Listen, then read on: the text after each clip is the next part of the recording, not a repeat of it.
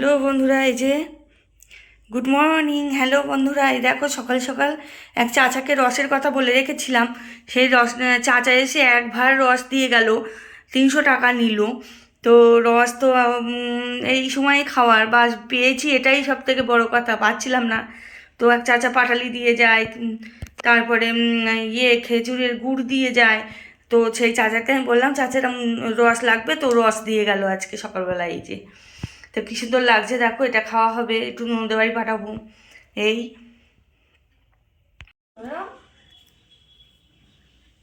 এই যে রসটা খাচ্ছে, তা ও তো জানে না যে রস কেমন, ও এই খাচ্ছে। আর আমরা তো খেতাম, আমাদের তো খুব ভালোই লাগলো। এই সেই রসের সেই গন্ধটা তো তো পেয়েছি।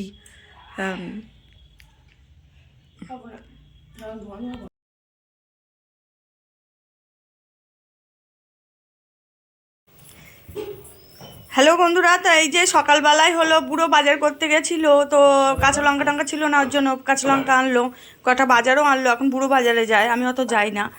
বুড়ো মানে আমার ছেলে, ও তো আমার একদম সুপার হিরো। হ্যাঁ, তো এই যে সকালবেলা টিফিনটাও বললো মা আজকে আর করতে হবে না, পিঠাই পরোটা এনেছে বাজার থেকে। আর এই যে ফুলকপি দিয়ে সোয়াবিন দিয়ে আলু দিয়ে একটা তরকারি, খুব টেস্টিও হয়েছে। তো সকালবেলা বুড়ো খেতেও বসে গেছে।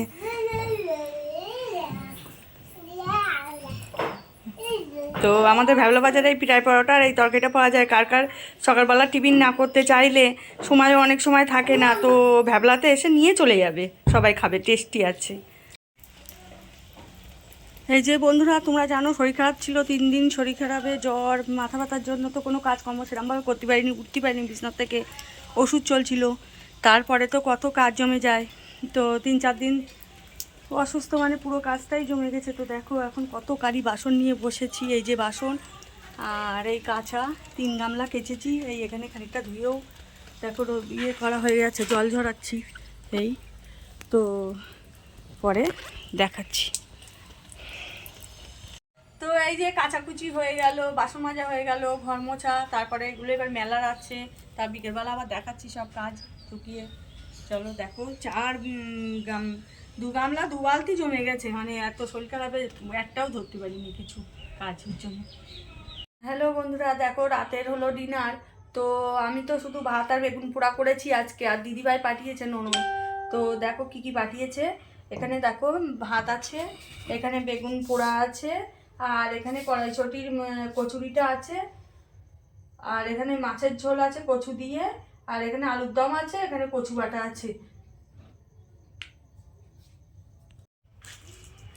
তো কড়াইশুঁটির কচুরি, আর এখন অল্প অল্প ঠান্ডা আছে, ভালোই লাগবে। তো কড়াইশুঁটির কচুরি আর সঙ্গে আলুর দম তো জমেই গেছে পুরোটাই, বুঝতে পারছো।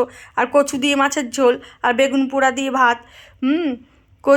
দিয়ে ভাত দিয়ে কচু দিয়ে মাছের ঝোলটা আর বেগুন পোড়াটা দিয়ে ভাতে চলে যাবে। আর কচু আর এই আলুর দম দিয়ে আর কচুরি দিয়ে হলো, কড়াইশুঁটির কচুরি দিয়ে রাতে খাওয়া হবে। তো কার কার কড়াইশুঁটির কচুরি আর আলুর দম ভালো লাগে একটু কমেন্টে বলো, আর কেমন লাগছে বলো। তো টাটা।